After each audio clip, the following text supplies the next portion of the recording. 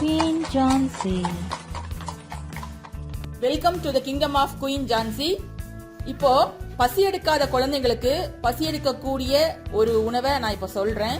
இது என்னன்னா பிரண்டை துவையல் அல்லது பிரண்டை சட்னி. இந்த பிரண்டை வந்து டெய்லி நம்ம சாப்பாட்டுல சேர்த்துட்டோம்னா குழந்தைங்களுக்கு நல்ல பசி எடுக்கும். வயிற்றுல புண்ணு இருந்தா ஆத்திரும், உடம்புக்கு ரொம்பவே நல்லது. நீங்க பிரண்டைய வாங்கும் போது முத்தெல்லாம் வாங்கக்கூடாது, பிஞ்சா பார்த்து வாங்கணும். இப்ப வந்து வாங்கி இதை வந்து கிளீன் பண்ணணும். ஃபர்ஸ்ட் எப்படி கிளீன் பண்றது அப்படின்னா, இந்த தோல் சுத்தி வர இருக்க தோலை உரிச்சு எடுக்கணும். நீங்க முத்தலா இருந்தாலும் சட்னி அரைக்கலாம், பட் நீங்க தோலை உரிச்சு எடுக்கும் போது கையில உங்களுக்கு வந்து அரிப்பு மாதிரி எடுத்துக்கும். அதனால நீங்க அதை வந்து கிளீன் பண்ணி முடிச்சோன்னா உடனே தேங்காய் எண்ணெய் தடவிட்டீங்கன்னா உங்களுக்கு அந்த அரிப்பு இருக்காது. இதை எப்படி கிளீன் பண்ணணும்னா பாருங்க, இந்த மாதிரி இருக்கும். இதுல 1 by 1 நீங்க இந்த மொத்த தோலை வந்து அப்படியே உரிச்சு எடுக்கணும். பாருங்க, இந்த இடத்துல மொத்த தோல் இருக்கு பாருங்க. இதை அப்படியே உரிச்சிங்கன்னா உங்களுக்கு தனியா கலண்டு வந்துடும்.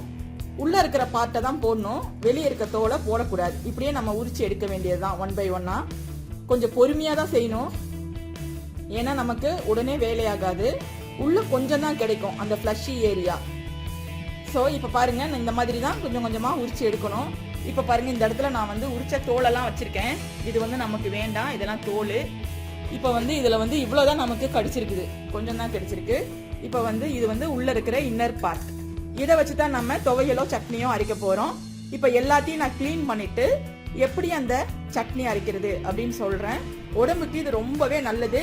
சின்ன பசங்களுக்கு கொடுத்தா நல்ல பசி எடுக்கும். பெரியவங்களுக்கும் கூட லீனா இருக்கிறவங்க அடிக்கடி இதை ஃபுட்ல சேர்த்துக்கிட்டா நல்ல பசி எடுத்து நல்லா சாப்பிட்டு நல்லா அவங்க வந்து சதை போட்டுக்குவாங்க. இப்போ நம்ம பிரண்டைய கிளீன் பண்ணியாச்சு.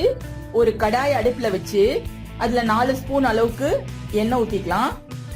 பாத்தீங்கன்னா நமக்கு பிரண்டை வந்து இவ்வளவுதான் கிடைச்சிருக்கு. பாத்தீங்கன்னா அவ்வளோ பிரண்டைய கிளீன் பண்ணா கொஞ்சம் தான் கிடைக்கும். பிஞ்சு காயா இருந்ததுன்னா உங்களுக்கு இன்னும் லைட் கிரீன் கலர்ல இருக்கும், இன்னும் சன்னமா இருக்கும். எப்பவுமே பிஞ்சா பார்த்து வாங்கிக்கிங்க, அப்படி வாங்கினாதான் கை அரிக்காது. இந்த மாதிரி வாங்கினா கிளீன் பண்றதும் கஷ்டமா இருக்கும், அதே சமயத்துல கையும் அரிக்கும். ஸோ பிஞ்சு பிரண்டை அப்படின்னு சொல்லி கேட்டு வாங்குங்க. இப்போ எண்ணெய் காஞ்சிருச்சு, இதுல 5 வரமிளகாய் சேர்க்கிறேன்.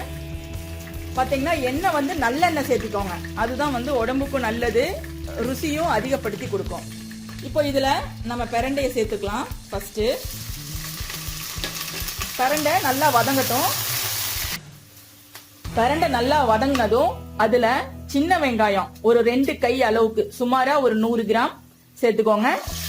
சின்ன வெங்காயம் சேர்த்துனாதான் ருசியா இருக்கும். சின்ன வெங்காயம் இல்லைன்னா நீங்க பெரிய வெங்காயம் கூட சேர்த்துக்கலாம். இப்போ வெங்காயம் நல்லா வதங்கட்டும்.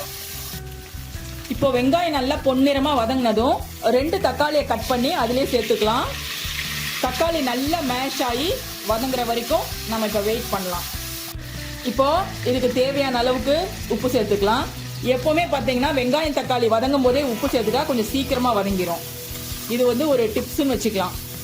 இப்போ இதுல 1/2 மூடி தேங்காய் இப்படி சில்லு சில்லா போட்டு வச்சது சேர்த்துக்கணும். அது கூட சின்னதா பாத்தீங்கன்னா ஒரு புளியாங்கொட்டை சைஸ்க்கு நான் புளி பேஸ்ட் எடுத்து வச்சிருக்கிறேன். நீங்க புளிய வந்து கரைச்சி ஊத்துற மாதிரி இருந்தா சின்ன துண்டு புளிய கரைச்சி அது கூட சேர்த்துக்கோங்க. நம்ம பொதுவா வந்து இதுல பாசிப்பருப்பு கடலைப்பருப்பு எது வேணாலும் வேக வச்சு நம்ம சேர்க்கலாம், அல்லது வறுத்து போட்டு அரைக்கலாம். பட் இந்த மாதிரி அரைக்கும் போது தொக்கு மாதிரி நல்ல டேஸ்டா இருக்கும். கொஞ்சம் சாப்பாட்டுக்கு தொட்டுட்டாலே சாப்பாடு நல்லா உள்ள இறங்கும். அதனால இப்ப நான் அதெல்லாம் எதுவுமே சேர்க்கல, இது மட்டும்தான் சேர்த்திருக்கேன். இப்ப எல்லாத்தையும் நம்ம நல்லா வதக்கி ஆற வச்சுக்கலாம். இப்போ நல்லா ஆறிடுச்சு. இதை நான் வந்து எடுத்து மிக்ஸி ஜார்ல டிரான்ஸ்ஃபர் பண்ணிக்கிறேன். இதை நல்லா நம்ம நெகுன்னு அரைச்சு எடுத்துக்கணும். இப்போ நம்ம சுவையான பிரண்டை சட்னி ரெடி. ரொம்ப டேஸ்டா இருக்கும். இது தோசைக்கும் சாப்பிடலாம், இட்லிக்கும் சாப்பிடலாம், அதே போல சாதத்துக்கும் நம்ம சாப்பிடலாம். இது கொஞ்சம் டெய்லி சாப்பிட்டுட்டோம்னா நல்ல பசி எடுக்கும். வெயிட் போடாத குழந்தைங்க கூட வெயிட் போட்டுருவாங்க. இதை நீங்க ஃப்ரிட்ஜ்ல வச்சு ஒரு 4 நாள் வரைக்கும் கூட யூஸ் பண்ணிக்கலாம். அப்புறம் தீர தீர அரைச்சி வச்சுக்கணும். இந்த வீடியோ உங்களுக்கு பிடிச்சிருந்ததுன்னா லைக் போட்டு உங்க ஃப்ரெண்ட்ஸ் கூட ஷேர் பண்ணுங்க.